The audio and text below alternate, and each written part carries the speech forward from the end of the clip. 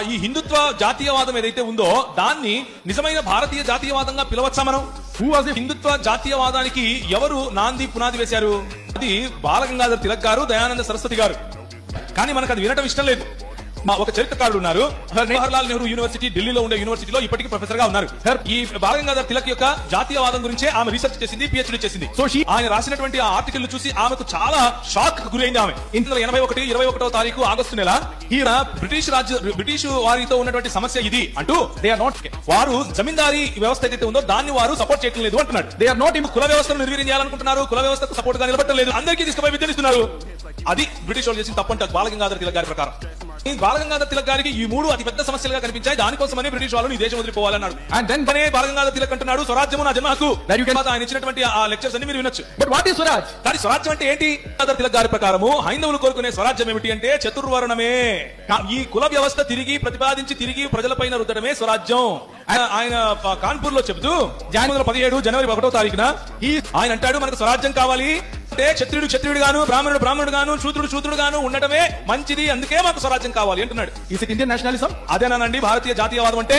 ఏమిటి అంటే ఒక బ్రాహ్మణ కులానికి ఉండాల్సినటువంటి గొప్పతనం కోసం పోరాడుతున్నాడని చెప్పాలి. బాలగంగాధర్ తిలక్ గారు ఇంకా ఏమని చెప్పారంటే, కేవలం మట్టి పని లాంటి, కూలి పని లాంటి వాటికి తప్ప ఇంకా దేనికి కూడా అర్హుడు కానే కాదు అని బలగు చెప్పేశాడు. 1917లో చెప్పాడు. ఈ 1920లో చనిపోయాడు. So remember that this is not his views from his young age. ఆయన అదేదో దాన్ని ఏమంటారు, ఆయనకున్నటువంటి ఈ దృక్పథము, ఆయన చనిపోతూ ఉన్నప్పుడు ఉన్న దృక్పథం ఇది. Is this the nationalism that we support? ఇలాంటి నేషనలిజం ను, ఇలాంటి జాతీయవాదాన్ని మనం సపోర్ట్ చేద్దామా? దిస్ ఇస్ మనకు ఉన్నటువంటి రాజ్యాంగం చెప్పే నేషనలిజం ఇది కానే కాదండి. దిస్ ఇస్ అంబేద్కర్ గారు, అలాగే మహాత్మా జ్యోతిబా ఫూలే గారు చెప్పినటువంటి జాతీయవాదం ఇది కానే కాదు.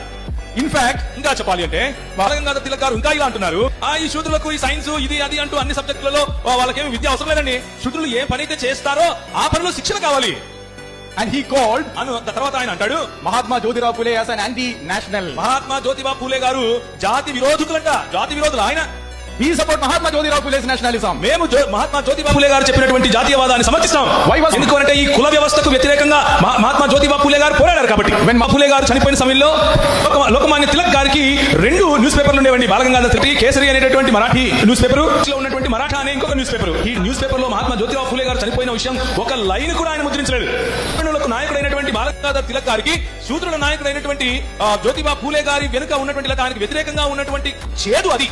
బట్ మహాత్మా జ్యోతిరావు ఫూలే, కానీ మహాత్మా జ్యోతిరావు ఫూలే గారు, మహాత్మా జ్యోతిరావు ఫూలే said, ఆయన ఇలా అన్నారు in his book The Truth అనే ఆయన పుస్తకంలో, Mahatma Jyotirao Phule said, it is the Christian missionaries who came to India that gave us the freedom. They broke our bonds of caste system and threw it on the face of Brahman. ఆయన అన్నాడు, ఈ భారతదేశంలోనికి క్రైస్తవ మిషనరీలు వచ్చి వాళ్ళు మా పైన భారంగా ఉన్నటువంటి కుల వ్యవస్థను విరిచి తుంచి పారేశారు, అందుకే మేము వారికి కట్టుబడి ఉంటామన్నారు. It is